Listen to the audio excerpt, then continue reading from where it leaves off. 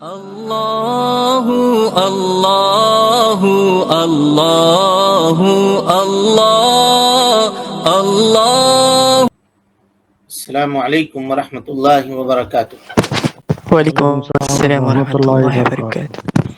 ان الحمد للہ نحمده ونستعینه ونستغفره ونعوذ باللہ من شرور انفسنا ومن سیئات اعمالنا من يهده الله فلا مضل له ومن يضلل فلا هادي له واشهد ان لا اله الا الله وحده لا شريك له واشهد ان محمدا عبده ورسوله اما بعد فان خير الحديث كتاب الله وخير الهدي هدي محمد صلى الله عليه وسلم وشر الأمور محدثاتها وكل محدثة بدعة وكل بدعة ضلالة وكل ضلالة في النار۔ محترم حاضرین، سامعین و سامعات، ناظرین و ناظرات، کتاب التوحید کے اس درس میں آپ تمام حضرات کا خیر مقدم ہے۔ اللہ رب العالمین میرے اور آپ کے مل بیٹھنے کو قبول فرمائے، علم دین، علم نافع سیکھنے، اس کے مطابق عمل کرنے، اس کی دعوت عام کرنے اور اس راستے میں آنے والی مصیبتوں کے اوپر اللہ رب العالمین ہمیں اور آپ کو صبر کی توفیق نصیب فرمائے۔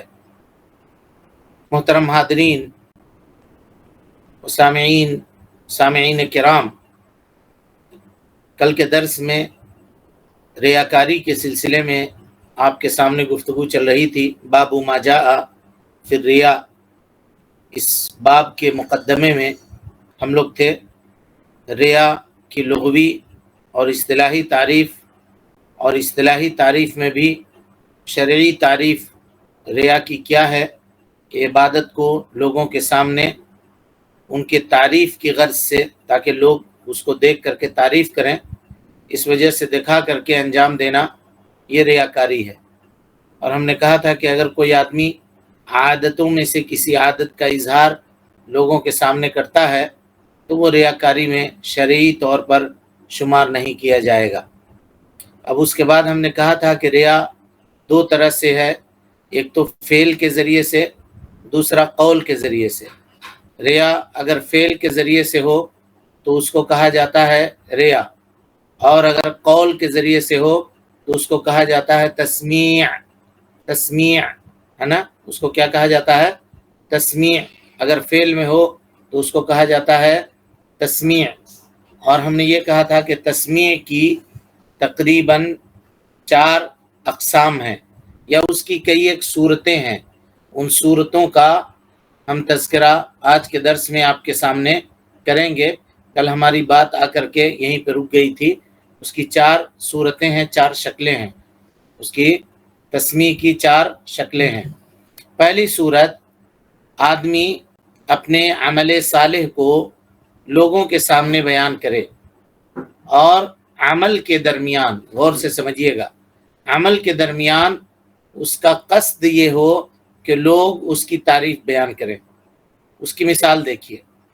مثال یہ ہے کہ ایک انسان اپنے دوستوں کے ساتھ ایک کمرے میں ہے، اور وہ نماز ادا کر رہا ہے، رات کی نماز، تہجد کی نماز، اور کوئی آدمی اس کو دیکھ نہیں رہا ہے کہ وہ نماز ادا کر رہا ہے، سارے لوگ سوئے ہوئے ہیں۔ تو وہ آدمی نماز کے لیے کھڑا ہوا اور اللہ اکبر اس نے کہا، تب بھی کوئی آدمی نہیں دیکھا، تو اس نے سورہ فاتحہ کی تلاوت میں اپنی آواز کو بلند کر دی تاکہ وہ لوگوں کو سنائے، اور تاکہ لوگ یہ جان جائیں کہ یہ آدمی رات کو نماز پڑھتا ہے۔ تو یہ اثنائے عمل ہوا، درمیان عمل۔ اس نے یہ قصد کیا، یہ ارادہ کیا کہ ہم اپنے عمل کو لوگوں کے سامنے ظاہر کریں گے، عمل صالح کو لوگوں کے سامنے ظاہر کریں گے، تو اس کو کہیں گے تسمیع اور ریا، دونوں کہیں گے۔ یہ صورت حرام ہے۔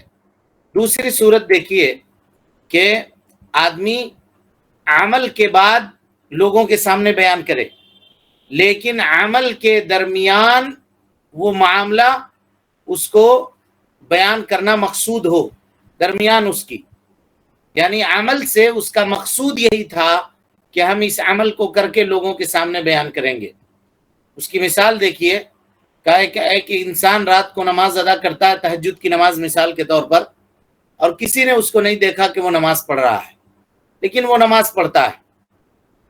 نماز پڑھنے کے درمیان یا نماز پڑھنے سے قبل اس کے دل کے اندر یہ ارادہ پیدا ہوتا ہے کہ کل صبح جب وہ بیدار ہوگا تو لوگوں کے سامنے یہ بیان کرے گا کہ وہ رات کو نماز پڑھتا ہے، اور لوگوں کو بتائے گا کہ ہم رات کو اٹھ کر کے تہجد کی نماز پڑھتے ہیں۔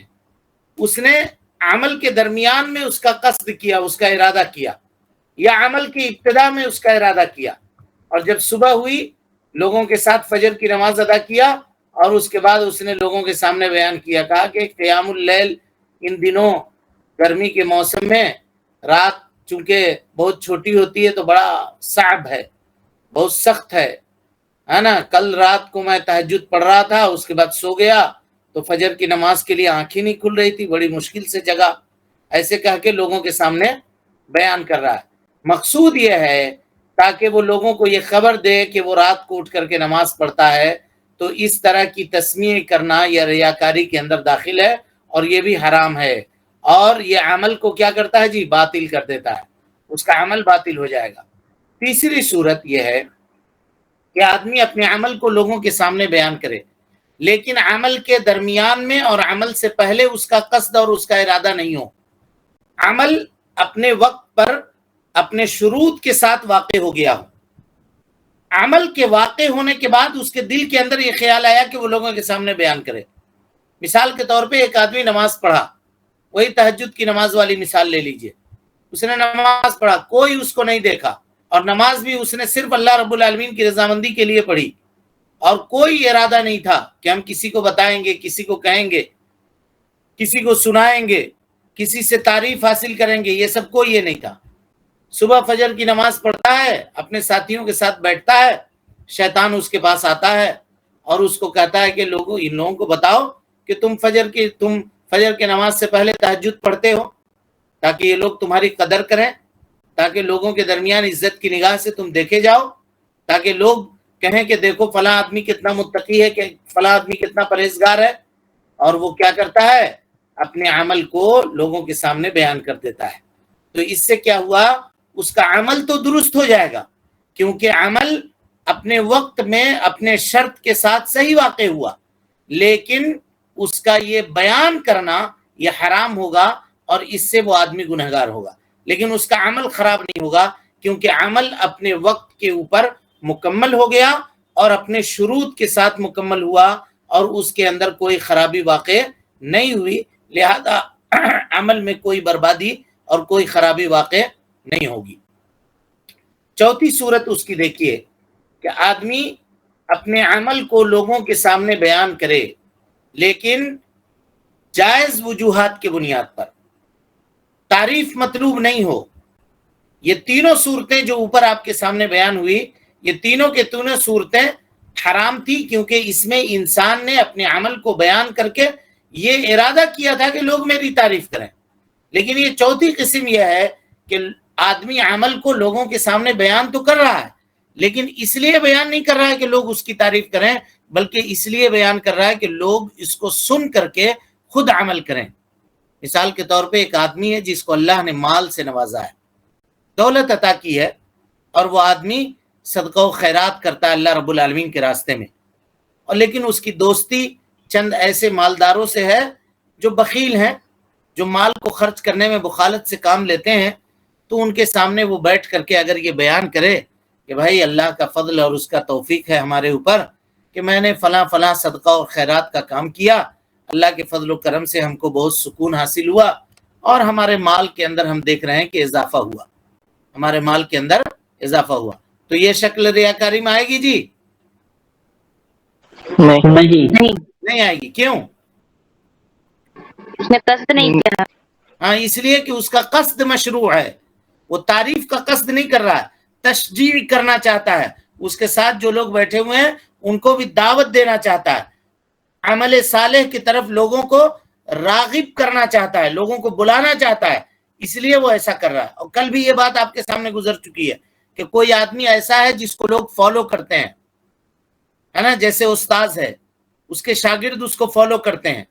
تو استاذ اگر اپنے عمل کو شاگرد کے سامنے اس وجہ سے بیان کرتا ہے کہ میرے شاگرد جو ہیں وہ سن کر کے اس کو فالو کریں گے، اس کے اوپر عمل کریں گے، تو اس کو بیان کرنے میں کوئی حرج نہیں ہے، اگر اس کا قصد اور اس کا ارادہ تعریف کا نہیں ہے. تو اگر تعریف کا ارادہ ہے اور قصد اس کا یہ ہے کہ لوگ ہماری تعریف کریں، لوگ ہماری بڑائی بیان کریں، یہ آدمی اتنا بڑا متقی ہے، پرہیزگار ہے، تو یہ کیا ہو جائے گا؟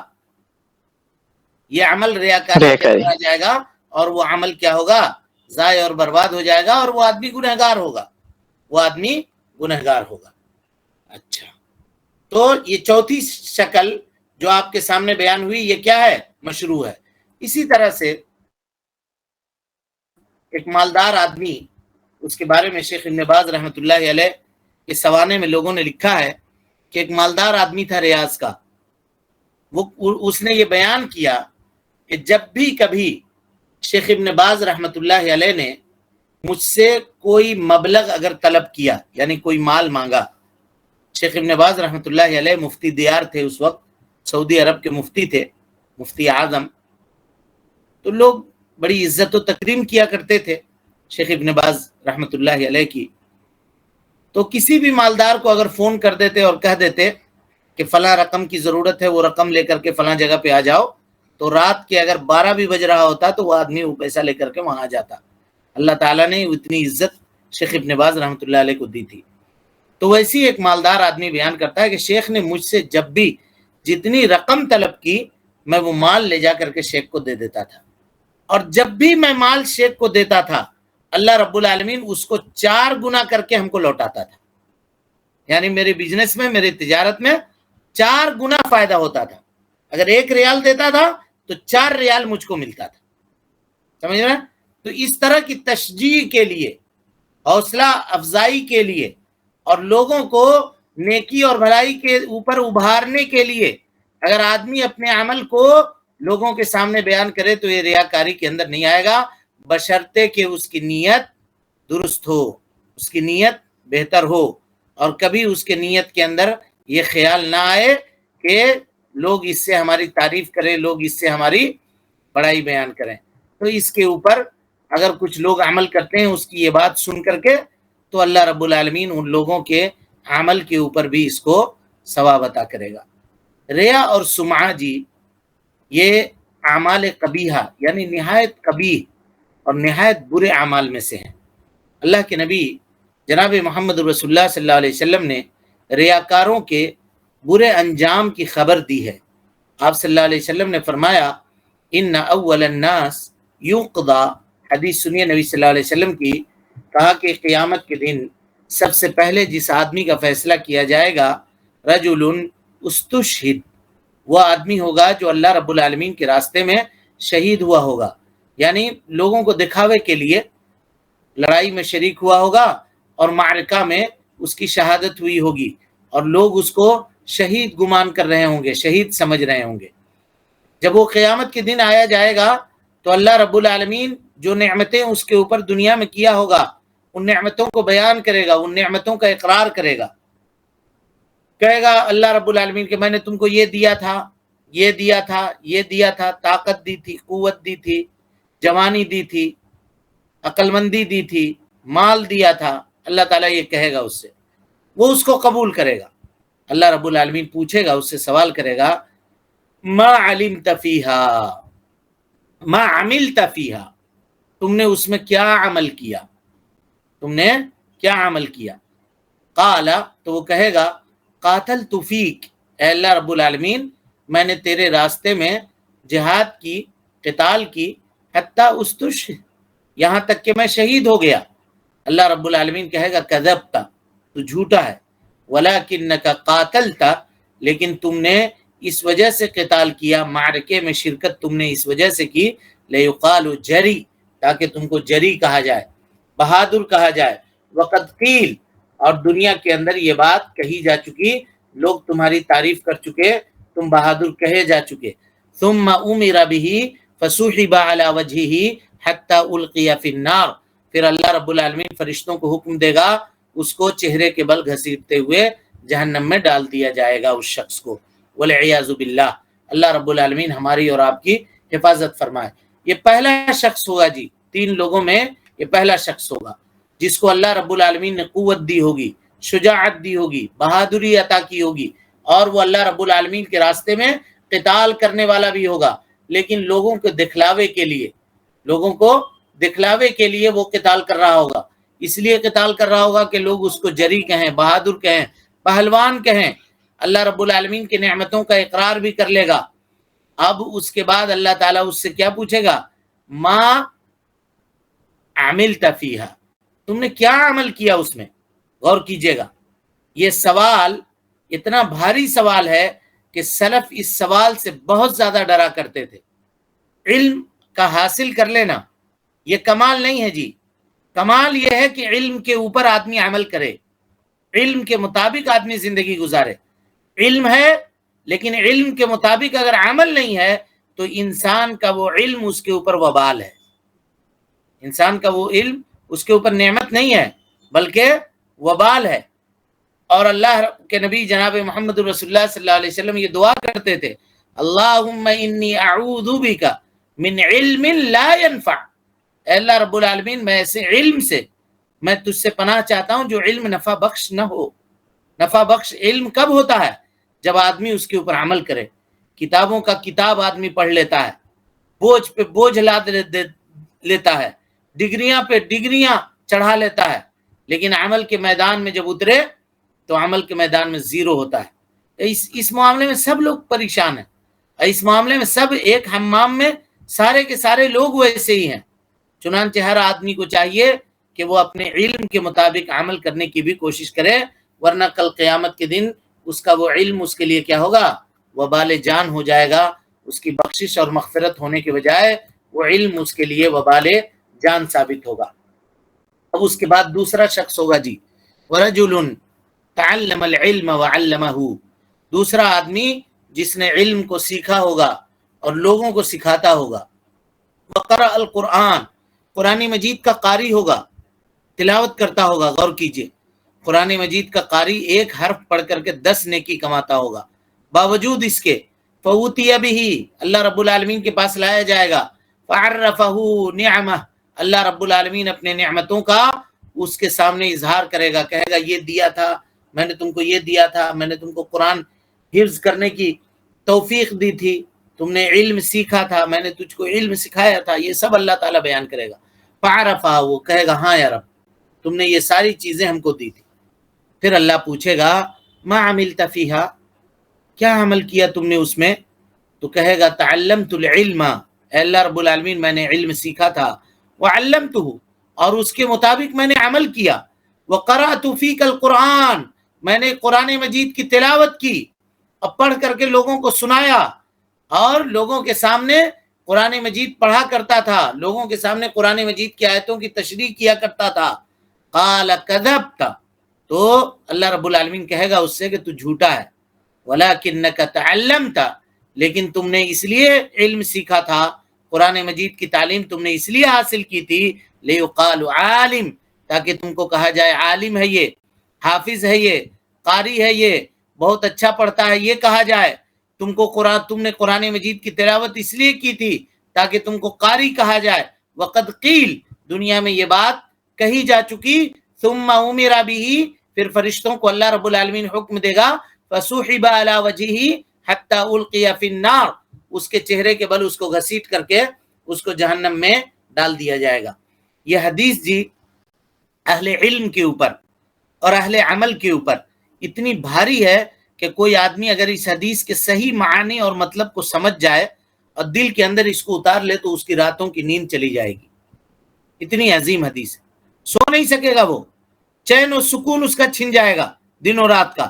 اسی لیے یہ حدیث، اس کے راوی حضرت ابو ہریرہ رضی اللہ تعالیٰ عنہ ہیں، دمشق کے مسجد میں تھے، ایک آدمی آتا ہے اور کہتا ہے اے ابو ہریرہ، آپ کو اللہ رب العالمین کا واسطہ دیتا ہوں کہ آپ ایک ایسی حدیث بیان کیجئے ہمارے سامنے جس کو آپ نے پیارے مصطفیٰ صلی اللہ علیہ وسلم سے ڈائریکٹ سنا ہو اور آپ کے اور نبی صلی اللہ علیہ وسلم کے درمیان کوئی آدمی نہ ہو۔ سمجھ رہے ہیں؟ یہ سوال کیا اس پوچھنے والے نے، حضرت ابو ہریرہ سنبھل کر کے بیٹھ گئے مسجد میں اور حدیث بیان کی سنبھلے بیٹھے اور حدیث بیان کرنے لگے، بے ہوش ہو کر کے گر گئے. پھر تھوڑی دیر کے بعد آپ کو ہوش آیا، پھر اٹھ کر کے بیٹھے، سنبھلے تاکہ حدیث بیان کریں، پھر بے ہوش ہو کر کے گر گئے، پھر تیسری مرتبہ بے ہوش ہو کر کے گر گئے، پھر چوتھی مرتبہ جب ہوش و حواس آپ کی سنبھلی تو آپ نے یہ حدیث بیان کی. غور کیجئے یہ کتنا عظیم حدیث ہے. لیکن ہم لوگ سنتے ہیں، ایک کان سے سنتے ہیں، دوسرے کان سے نکال دیتے ہیں. کوئی بھی آدمی ہو، عمل کرنے کا جذبہ جب تک اس کے دل کے اندر نہیں ہے اور اخلاص للہیت نہیں ہے، ریاکاری کا شائبہ اگر دل میں ذرہ برابر بھی پایا جاتا ہے تو اس کا کوئی بھی عمل اللہ رب العالمین کے نزدیک ناقابل قبول. کیونکہ کل قیامت کے دن اللہ تعالیٰ ایسے لوگوں کو کہے گا کہ جن کو خوش کرنے کے لیے دنیا میں تم عمل کیا کرتے تھے نا، انہی کے پاس چلے جاؤ، انہی سے اجر و ثواب لے لو، میرے پاس کوئی اجر و ثواب تمہارے لیے نہیں ہے. جاؤ جا کر کے ان سے لے لو، ہم سے میرے پاس کوئی اجر و ثواب نہیں ہے تمہارے لیے. تم جس کو خوش کرنا چاہتے تھے، جس کو دکھلانا چاہتے تھے، اس سے جا کر کے لے لو. اب اگر کوئی آدمی اس کے پاس جائے گا تو وہاں کیا ملے گا اس کو؟ دنیا میں جس کو دکھانے کے لیے عمل کرتا تھا وہ کچھ آخرت میں دے پائے گا جی؟ نہیں. عمل کا پہاڑ ہی کیوں نہ ہو. اب سوچئے نا بھائی، اللہ رب العالمین کے راستے میں جہاد کرنے والا شہید ہو گیا، شہادت ہر گناہ کو مٹا دیتی ہے، لیکن اس کی شہادت میں ریاکاری کا شائبہ تھا، اللہ رب العالمین اس کو لپیٹ کے اس کے منہ پہ مار دے گا. قرآن مجید کا قاری، عالم دین، اس کو اللہ رب العالمین کیا کرے گا؟ اس کے عمل کو لپیٹ کے اس کے منہ کے اوپر مار دے گا. کیوں جی؟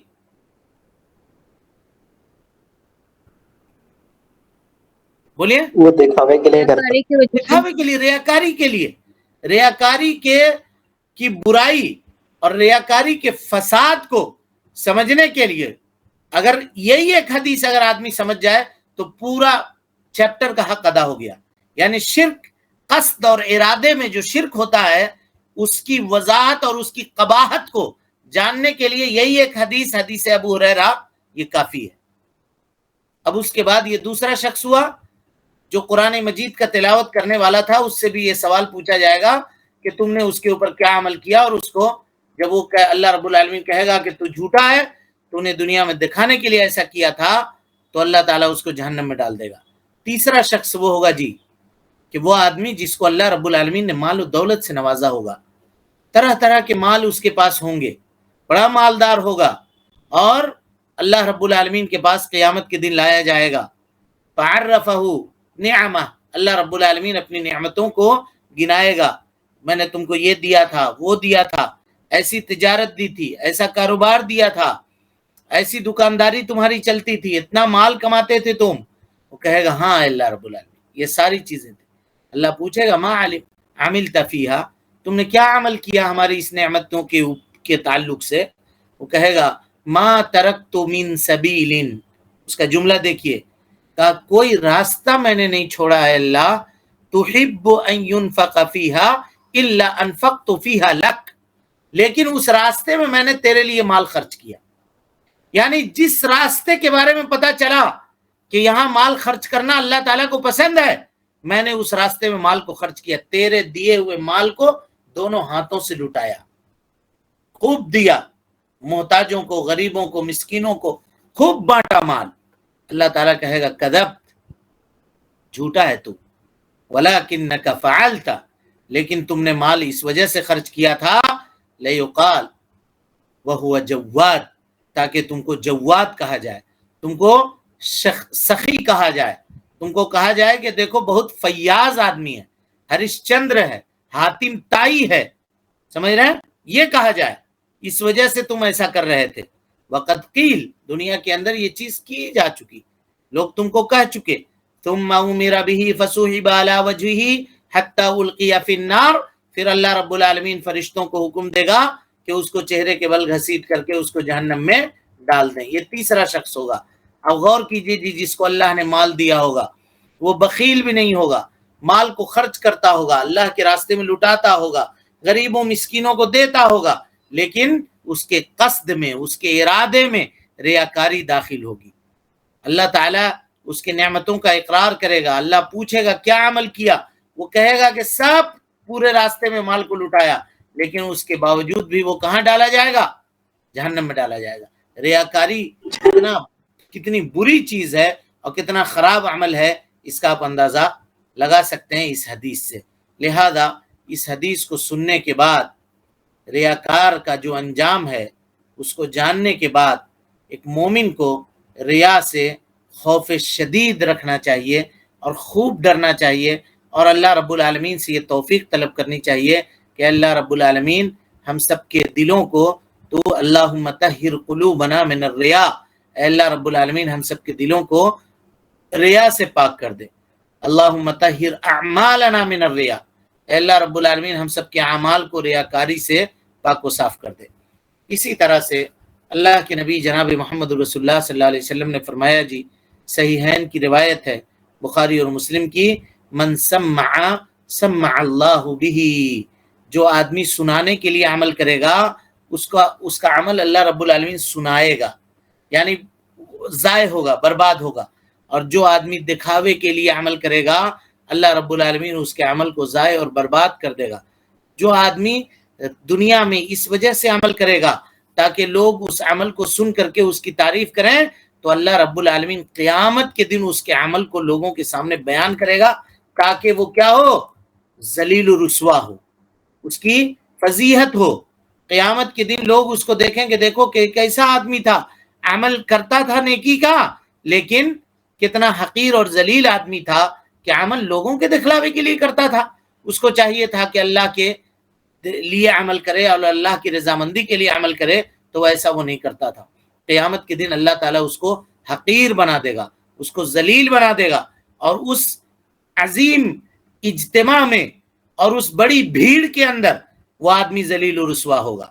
اسی طرح سے اللہ کے نبی صلی اللہ علیہ وسلم نے فرمایا کہ جو آدمی دکھاوے کے لیے عمل کرے گا قیامت میں اللہ تعالیٰ اس کو ذلیل و رسوا کرے گا اور لوگوں کے سامنے بیان کرے گا کہ دیکھو یہ وہ آدمی ہے جو مجھے راضی کرنے کے لیے نہیں بلکہ لوگوں کے دکھاوے کے لیے عمل کیا کرتا تھا، اور ایسا آدمی قیامت میں تمام لوگوں کے سامنے ذلیل و رسوا ہوگا اور اس کے بعد اس کو جہنم میں داخل کر دیا جائے گا۔ اللہ کے نبی جناب محمد رسول اللہ صلی اللہ علیہ وسلم نے ریا کو شرک سے تعبیر کیا ہے جی۔ آپ نے ریا کو کس سے تعبیر کیا ہے؟ شرک سے تعبیر کیا ہے۔ چنانچہ حدیث ہے نبی صلی اللہ علیہ وسلم کی، آپ نے فرمایا ایاکم وشرک السرائر، لوگو خبردار بچو شرک سرائر سے۔ سرائر کہتے ہیں پوشیدہ، شرک سے۔ قالو، صحابہ کرام نے پوچھا یا رسول اللہ وما الشرک الشرائر، یہ شرک سرائر کیا ہے، پوشیدہ شرک کیا ہے؟ تو آپ صلی اللہ علیہ وسلم نے دیکھیے اس کی تشریح کیسے بیان کی۔ کہا یقوم الرجل، آدمی نماز پڑھنے کے لیے کھڑا ہو، فیزین صلاتہ، اپنے نماز کو خوب مزین کر کے خوب گاڑھی نماز پڑھے، خوب دیر تک قیام کر رہا ہے، خوب لمبی رکوع کر رہا ہے، لمبا سجدہ کر رہا ہے، جان بوجھ کر کے ایسا کر رہا ہے۔ کیوں؟ لما یرا من نظر الناس الیہ، تاکہ وہ یہ دیکھ رہا ہے کہ لوگ اس کی طرف دیکھ رہے ہیں۔ فذاک شرک السرائر، آپ صلی اللہ علیہ وسلم نے کہا کہ یہی پوشیدہ شرک ہے۔ اس حدیث کو ابن خزیمہ نے، بیہقی نے، ابن ابی شیبہ نے روایت کیا ہے۔ علامہ البانی رحمۃ اللہ علیہ نے اس حدیث کو حسن کہا ہے۔ چنانچہ جناب محمد رسول اللہ صلی اللہ علیہ وسلم نے اپنے امت کے افراد کو اس پوشیدہ شرک سے ڈرایا ہے، اور اس شرک کی تفسیر اللہ کے نبی صلی اللہ علیہ وسلم نے مثال کے ذریعے بیان کی، اور یہ بتلا دیا، وضاحت کر دی لوگوں کے سامنے کہ اس طرح کا شرک کرنے والا آدمی یہ شرک شرائر کے اندر مبتلا ہے۔ اسی طرح سے آپ صلی اللہ علیہ وسلم نے فرمایا ان اخوف ما اخاف علیکم الشرک الاصغر، لوگوں میں تمہارے اوپر جو سب سے زیادہ جس چیز کا خوف کھاتا ہوں وہ شرک اصغر ہے۔ لوگوں نے پوچھا وما الشرک الاصغر یا رسول اللہ، اے اللہ کے نبی صلی اللہ علیہ وسلم یہ شرک اصغر کیا ہے؟ تو آپ نے فرمایا ریا۔ اس حدیث کو امام احمد نے، امام طبرانی نے، امام بیہقی نے شعب میں روایت کیا ہے، اور علامہ البانی رحمۃ اللہ علیہ نے اس حدیث کو صحیح کہا ہے۔ تو تو یہ ساری چیزیں، یہ احادیث اس بات کے اوپر دلالت کر رہی ہیں جی کہ ریا سب سے بری بیماری ہے، بہت بری بیماری ہے، اور اس کی بیماریوں میں سے، یعنی ریاکاری کی بیماریوں میں سے سب سے بری بیماری جا کر کے کہاں ختم ہوتی ہے؟ شرک اصغر میں جا کر کے ختم ہوتی ہے۔ اس لیے کہ اللہ کے نبی صلی اللہ علیہ وسلم نے ریاکاری کو اسی شرک کے ذریعے سے خاص کیا ہے۔ اب ریاکاری میں اصل کیا ہے اور ریاکاری کہتے کس کو ہیں، اس کی وضاحت ہم کل کے درس میں آپ کے سامنے انشاءاللہ کریں گے۔ اللہ رب العالمین سے دعا ہے، اور اگر کسی عمل میں ریاکاری داخل ہو جائے تو اس عمل کا حکم کیا ہوتا ہے، اس کی وضاحت بھی ہم کل آپ کے سامنے کریں گے۔ اللہ رب العالمین سے دعا ہے کہ اللہ تعالی ہمیں اور آپ کو حسن عمل کی توفیق دے۔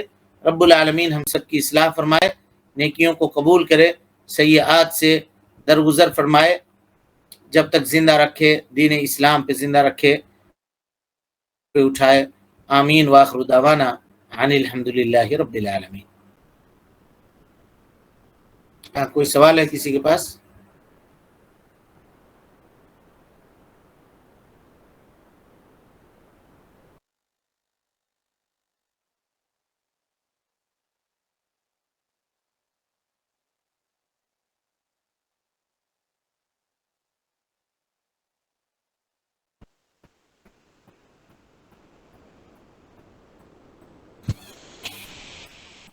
کوئی سوال ہے؟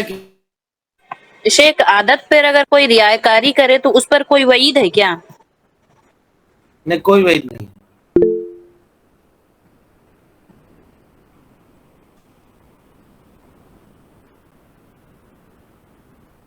اس پر کوئی وعید نہیں ہے، لیکن عادت میں بھی ریاکاری کرنے سے بچنا چاہیے۔ اگرچہ وہ شرعی طور پہ ریاکاری نہیں ہے، لیکن عادت میں کرتے کرتے آدمی عبادت میں چلا جائے گا۔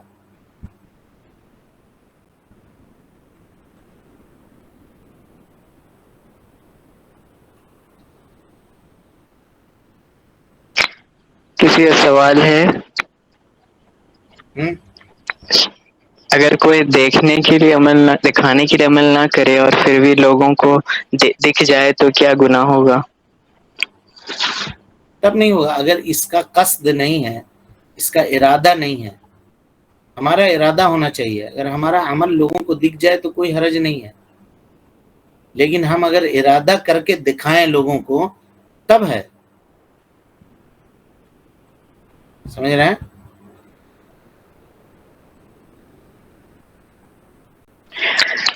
اور اگر کوئی خود نہ کر پائے عمل لیکن اس لیے کہے دوسروں کے لوگ تاکہ وہ لوگ کرے تو نیکی ملے، تو کیا ایسے ہوگا؟ وہ نہیں کرتا ہے۔ جی، خود کرنے کی طاقت نہ ہو لیکن دوسروں کو کہے۔ کیا کہے؟ یہ کہے کہ میں نماز پڑھتا ہوں تم لوگ بھی، میں تہجد پڑھتا ہوں تم لوگ بھی پڑھو۔ نہیں، اس کے پاس اگر تعاون کرنے یا کسی چیز کا نہ ہوتا لیکن لوگوں کو کہے وہ کرے بولے۔ ہاں کہہ سکتا ہے، اس میں کیا حرج ہے؟ اس میں کوئی حرج نہیں ہے۔ جی، السلام علیکم ورحمۃ اللہ وبرکاتہ۔ اللہ اللہ اللہ اللہ اللہ اللہ اللہ